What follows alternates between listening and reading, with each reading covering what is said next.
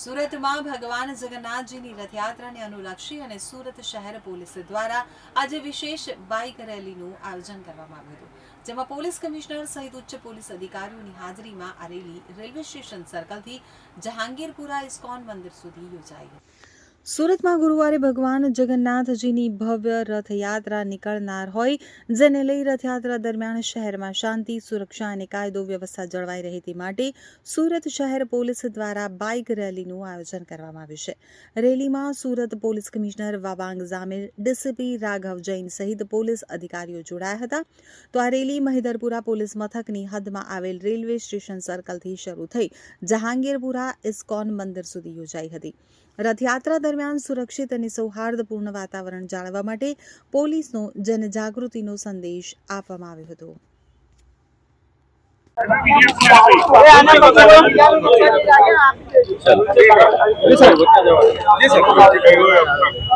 सोलमी जुलाईए भगवान जगन्नाथ समग्र सूरत शहर में भ्रमण करશે. એમની શોભાયાત્રા છે અને સમગ્ર સુરત શહેરના લોકોને દર્શન કરવા માટે સમગ્ર સુરત શહેરમાં શોભાયાત્રા રૂપે ભગવાન જગન્નાથ ફરવાના છે.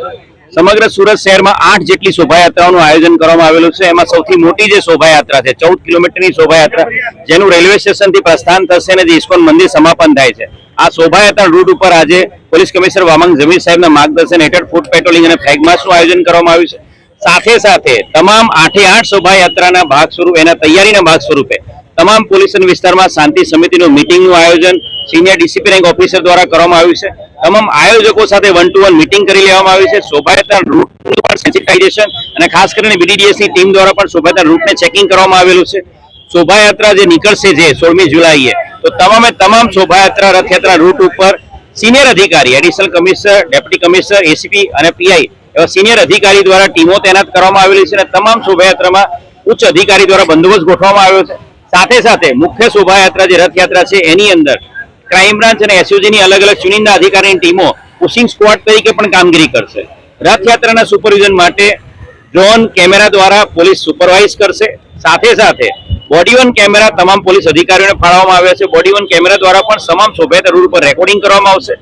આ ઉપરાંત CCTV command and control room દ્વારા વિશ્વાસ પ્રોજેક્ટ અંતર્ગત સીસીટીવી કમાન્ડ એન્ડ કંટ્રોલ છે એ દ્વારા DCP rank officer command and control room મારફતે સમગ્ર શોભાયાત્રા રૂટ ઉપર સીસીટીવી કેમેરા દ્વારા સુપરવિઝન કરશે.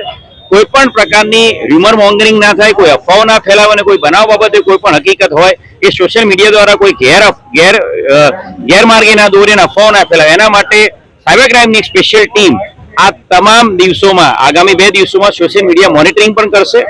સાથે સાથે તમામ રૂટ ઉપર ફિક્સ બંદોબસ્ત, સ્ટેટિક બંદોબસ્ત, મૂવિંગ બંદોબસ્ત, ડીપ પોઈન્ટ બંદોબસ્ત અને ધાબા પોઈન્ટ બંદોબસ્ત, એમ 5 લેયરમાં બંદોબસ્ત ગોઠવવામાં આવ્યો છે.